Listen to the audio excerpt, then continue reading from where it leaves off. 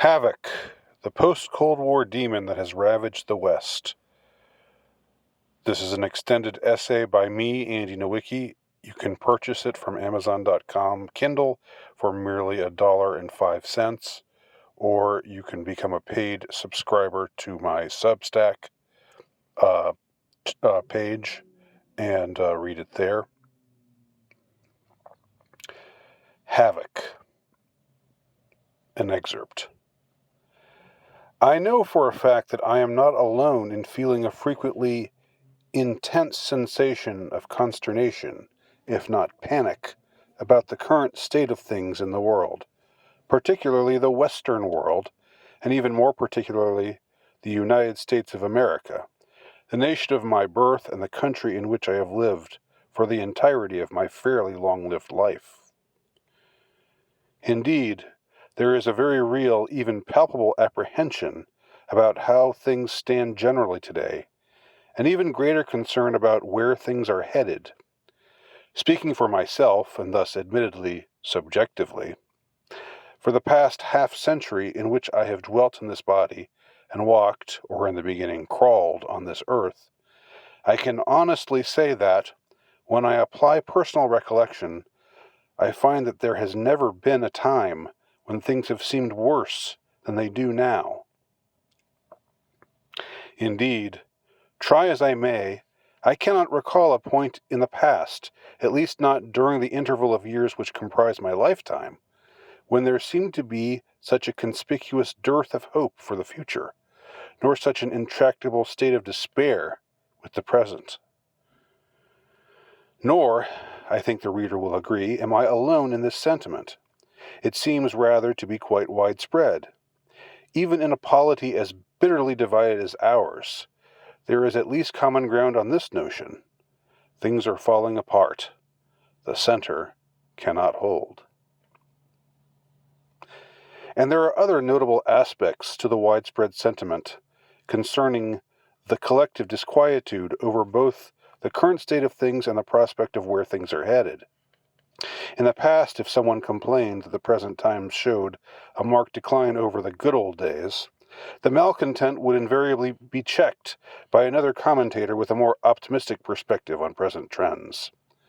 "Come now," such a one would soothingly say, "what you are bemoaning as a decline is in fact little more than an evolution. Things have changed, not all for the best, but certainly not all for the worse, for it is the state of culture itself forever to be in flux." Or to put it more simply, as one singer-songwriter, pseudo-philosopher pronounced nearly 40 years ago, "The good old days weren't always good, and tomorrow ain't as bad as it seems." Things are undeniably different now. The optimist would admit to the malcontent, but different isn't synonymous with symptomatic of decline. And, the optimist would further aver, despite what may seem to be massive division amongst the populace on the subject of first principles, morals, convictions, and general perspectives, in fact, deep down, people will still rally together during times of crisis, and when push comes to shove, will behave as if these differences of belief were matters of no importance. The cultural optimist had his biggest "I told you so" moment over 2 decades ago, on September 11, 2001. On that day, and for weeks, even months afterwards, there was indeed a feeling of remarkable solidarity amongst Americans. If this sense of unity dissipated not long afterwards, the fact that it happened still had a bracing effect on the collective psyche, which would reverberate for years afterwards. "Remember the time when we all came together in spite of our differences?" However, things have soured to such an extent that by now it is plainly impossible to fathom a similarly harmonious response to any event which savors of tragedy, disaster, or national crisis. Were 9/11, or at least as it was first understood to be, before doubt set in concerning the official story, or something similar to happen again, few believe that it would induce the sort of unity vibe that was yielded by the original 9/11. Indeed, today, in late 2023, that once ubiquitous, soothing-voiced cultural optimist seems to have utterly deserted us. In fact, we haven't heard from him for a while.